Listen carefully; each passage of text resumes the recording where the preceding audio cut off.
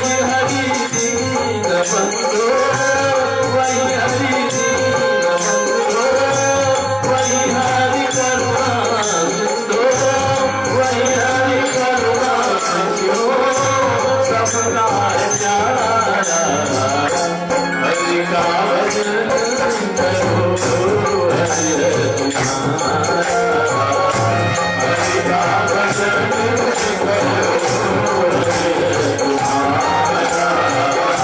हरि के भजन बिना, हरि के भजन बिना, हरि के भजन बिना, हरि के भजन बिना नहीं गुजारा, हरि का भजन करो, हरि तुम्हारा हरि का भजन करो, हरि तुम्हारा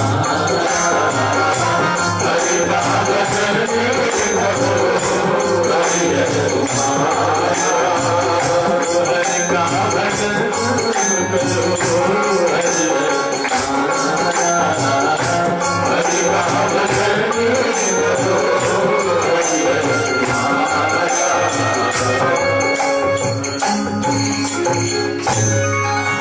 केवल हरि तुम्हारा है, केवल हरि तुम्हारा है, केवल दूसरा कोई नहीं, कोई नहीं, कोई नहीं, भले कुछ भी कर लो।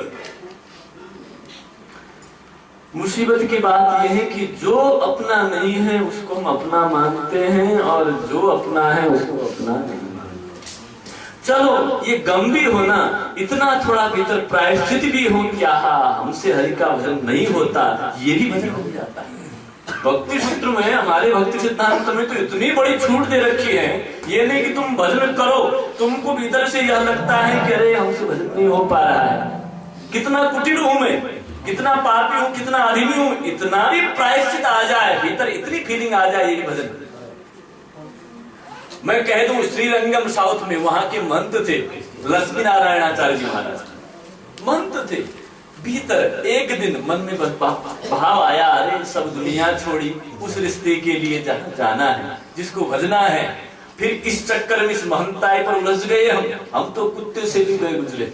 एक भीतर भाव आ गया, उन्होंने सोचा घर का जो पालतू कुत्ता होता है उसको सुबह शाम एक ग्रास मिलती है, बस उस ग्रास पर इतना वफादार, इतना ऑनेस्ट, वो घर के बाहर नहीं जाता, घर में कोई घुसता है ना उस पर भौंकता है, अपनी ड्यूटी पूरी अदा करता है अपने घर पर। अरे परमात्मा ने तो हमको एक रोटी नहीं, न जाने कितनी रोटी वही दे रहा है, श्वास दिए हैं, यह तन दिया अनमोल। भाई मैं कहा करता हूँ ना, इस तन का मूल्य तुम हम नहीं जान सकते हैं, इन आंखों का मूल्य हम तुम नहीं जान सकते हो, उनसे पूछो जिनकी आंखें नहीं, उनसे पूछो जरा इन आंखों का क्या मूल्य होता है, इन पैरों का क्या महत्व है, उनसे पूछो जो लाठी के सहारे वो भी चल नहीं पाते हैं बेचारे, रात को दर्द होता होगा लाठी पकड़ पकड़ के, उनसे पूछना।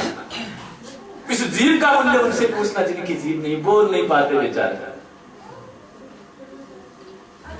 हम तुमको लगता है कि अब शरीर या और यह जीव मुंह बड़ा साधारण है, असाधारण है। एक ग्रास देने के बाद कुत्ता इतना वफादार हमारे प्रति, लेकिन परमात्मा ने हम पर इतनी अहेतु की कृपा करी, फिर भी परमात्मा के प्रति धन्यवाद भी नहीं कर सकते, इतने कृतज्ञ हो गए हम, कृतज्ञ भी नहीं कर सकते। बस उनके मन में यह भाव आ गया, मैं तो कुत्ता से गए गुजरा। अब उन्होंने वह श्रीरंगम जो मंदिर है, पीठ है, उसको छोड़ करके ठाकुर जी के रामेश्वरम के बाहर खड़े हो गए कुत्ते की तरह। भीतर भाव दृढ़ हो गया ना। देखो भजन की, हमको लगता है कि भजन केवल कीर्तन गाना, जप करना, तप करना, सत्संग सुनना। हमारे सनातन धर्म में इतनी विशाल पद्धति है, इतना बड़ा साइंटिफिक लॉजिक है। देखो हम कहते हैं ना, भजन तुम कुछ भी ना बोलो, भीतर से भगवान को याद करो। वृंदावन ना भी जा पाओ, लेकिन भीतर वृंदावन जाने की टीस उठे, भूख उठे, बस तुम वृंदावन पहुंच गए। तो मन की यात्रा है ना।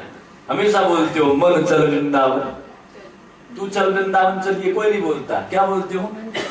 मन चल वृंदावन चलिए, मन वृंदावन चलिए, मन को चलना है। ये भक्ति भीतर का विषय है। भीतर इतनी भी भाव आ जाए, अरे मेरे जैसा पापी कोई नहीं, अधर्मी कोई नहीं, बस तुम्हारा भजन हो गया। अब उन लक्ष्मी नारायणाचार्य जी महाराज रामेश्वरम के उस देहरी पर बैठ गए। पहले उनको सिद्ध समझते थे, चारों ओर से लोग बाहर घेरे रहते थे। अब सब कहने लगे तो पागल हो गए, कुत्ते की तरह व्यवहार करने लगे। वो प्रातः काल अपने बिस्तर पर उठे और उस गली पर कुत्ते की तरह बैठे, सब लोगों ने छोड़ दिया और लक्ष्मी नारायणाचार्य जी बड़े खुश हो गए। अरे इससे पहले में जब मंत्र था सब लोग मेरे को घेरे रहते थे, भजन नहीं होता था, अब बढ़िया हो गया। ठाकुर जी ने इतनी तो कृपा कर दी तो लोगों का पीछा छूटा।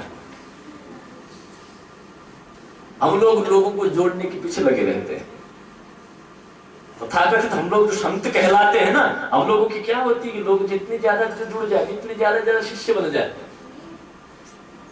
परंतु संत क्या कहता है, भजन तो हो, फिर उसको जोड़ने की आवश्यकता नहीं पड़ेगी। कहीं पर उसकी नजर उठ पड़ेगी ना, वही कल्याण हो जाएगा। कुछ कहने की आवश्यकता भी नहीं पड़ेगी यदि भजन तुम्हारा स्वभाव बन जाएगा तो। लक्ष्मी नारायणाचार्य जी 2 दिन 3 दिन भूखे रह गए। अब वहां से रामेश्वरम से भगवान स्वयं जो भोजन प्रसाद पाते थे उसको कुत्ते की तरह देते थे और उसको पुचकारते थे।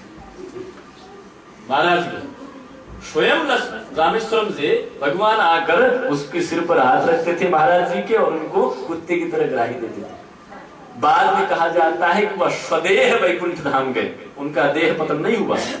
ये भजन की पद्धति है। इतना कृतज्ञ का भाव आ जाए, परमात्मा ने इतना कुछ हमको दिया है तो कैसे हम तुम्हारा धन्यवाद करें ठाकुर। बस हो गया भजन। लेकिन परमात्मा का धन्यवाद तो देना छोड़ दो। रास्ते पर कोई पत्थर होगा, पत्थर पर ठोकर लग जाएगी, ठोकर लगने पर ही हम परमात्मा को उलाहना देते, अरे परमात्मा तूने क्या कर। बच्चा पढ़ता नहीं, फेल होता है, लेकिन उलाहना किसको दिया जाता है, भगवान ने हमको ऐसी औलाद दी और तुमने संस्कार दिए नहीं, भगवान ने तो औलाद दे दी, इतनी बड़ी कृपा कर दी, फिर भगवान ने हमको ऐसी औलाद ना दो तो भगवान ने हमको कुछ नहीं दिया। हम सुनते हैं ना, गर्मी थी तो लोग कह रहे थे महाराज भगवान ने भी क्या कर दिया, इतनी गर्मी कर दी, अब थोड़े दिन में ठंडी आने वाली है, फिर कहेंगे भगवान ने क्या कर दी इतनी ठंडी, अब भगवान करे तो क्या। हमारे मन की स्थिति बड़ी विकट है। इसीलिए भैया इतना भी भाव निकाल दो, ठाकुर तूने हम पर बहुत उपकार किए हैं, तुम्हारा उपकार का बदला हम नहीं चुका पाएंगे। ज्यों ही यह भाव आ जाएगा परमात्मा कृपा करने के तुम पर अपने आप हो जाएंगे।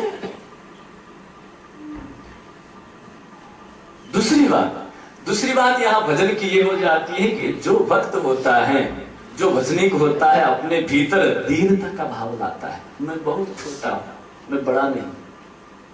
साधु जो वास्तव में होगा, अपने से सामने के सब साधु दिखेंगे और खुद असाधु देखेगा। अपने आप को साधु नहीं कहेगा, अपने अलावा जितने और है सब साधु कहेगा, वो साधु। जो अपने को साधु मानता है दूसरों को असाधु मानता है, वह साधु नहीं है। जो अपने को भक्त मानता है दूसरों को भक्त। अरे गोपियों को मैं कई बार सुनाया होगा शायद, गोपियों से जब नारद आते हैं ना, कृष्ण को सिर दर्द होता है तो उसकी दवाई लेने के लिए नारद घूम घूम कर ब्रज भूमि पर पधारते हैं। सबसे पूछते हैं, गोपियों ने देखा नारद जी को, उनको दंडवत करके पूछती है, नारद आप तो आए होंगे हमारे प्रियतम के देश से, कैसे हैं हमारे लाडले। नारद कहे सब ठीक है, लेकिन उनको कुछ व्याधि है, उनको कुछ पीड़ा है सिर में। गोपियां कहीं क्या पीड़ा है, सिर दर्द हो रहा है। अरे वो द्वारिका के राजा हैं, उनके पास कोई अश्विनी कुमार कोई वैद्य नहीं है क्या, और तुम यहाँ पड़े हो, तुम तो उनके बड़े भक्त बने पड़े होते हो, तुम जाकर उनकी दवाई नहीं कर सकते हो। नारद कहे उनकी दवाई किसी वैद्य की दवाई काम नहीं चलेगा, उनकी दवाई है भक्त की कोई चरण धूलि मिल जावे। गोपियां कही अरे तुम भक्त नहीं कहलाते हो अपने आप को, तुम तो ठाकुर जी के बड़े भक्त बने फिरते हो, अपने चरण धूलि दे दो। नारद कहे मैं चरण धूलि नहीं दूंगा, यदि मैं अपने मालिक को चरण धूलि दूंगा तो मुझे नरक जाना पड़ेगा।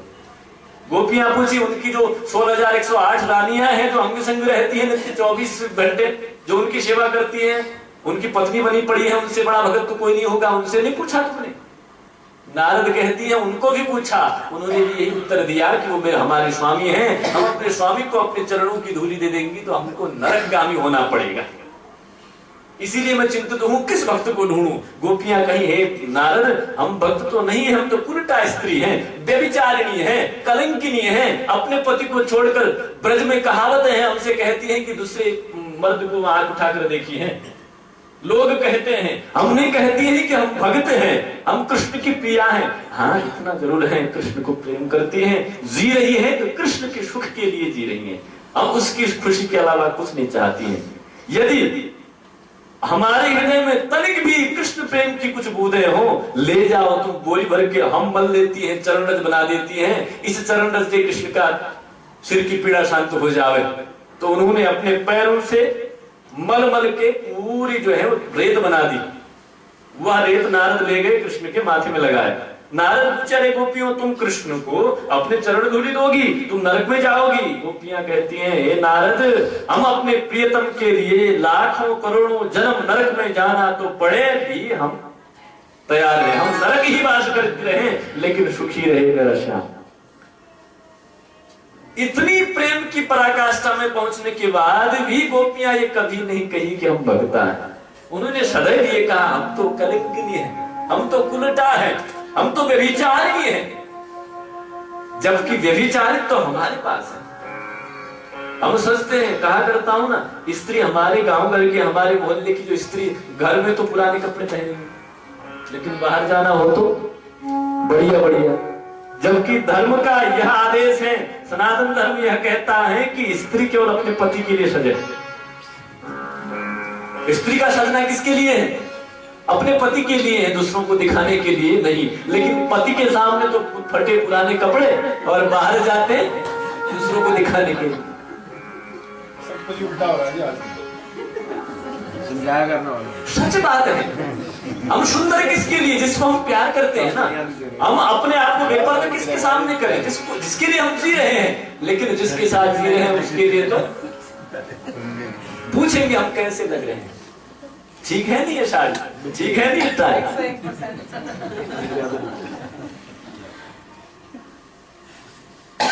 अस्तु, व्यभिचार तो हमारे पास है। हम व्यभिचारी हैं। क्यों व्यभिचारी हैं? कि यह मन परमात्मा ने अपने लिए रखा था, हमको दिया था। क्योंकि कृष्ण के पास मन नहीं है, मन राधा रानी ले गई। कृष्ण बेमन के हो गए, वो ढूंढते फिरते हैं मैं भी मन वाला हो जाऊं, किसी भक्त का मन मैं चुरा लूं, मैं भी मन वाला बनकर उन भक्तों के साथ राधा। ये मन तो उनकी है ना, हम मन किसको दे दिए? संसार के। अरे भाई, ये संसार वाले तो कभी तुम्हारे मन की दिल की कदर नहीं करेंगे, ख्याल करना। उछल डालेंगे, पैरों पर रोट देंगे, तब कहोगे दिल के अरमा आंसू से बह गए। कहते हो सच बात है, क्योंकि मन जहां होना चाहिए वहां है नहीं। इस दुनिया में कोई ऐसा व्यक्ति है नहीं जो तुम्हारे दिल की, तुम्हारे भीतर की बात की कदर करे। आप आजमा के देख, कोई नहीं है। जितने भी रिश्ते हैं ना, स्वार्थ है, कहीं कहीं स्वार्थ का संबंध है, स्वार्थ का आधार है। जिस दिन वह दीवार ढह गई, उस दिन तुम्हारा सारा दीवार ढह जाएगा, तुम उसी पर दबके बन जाओगे।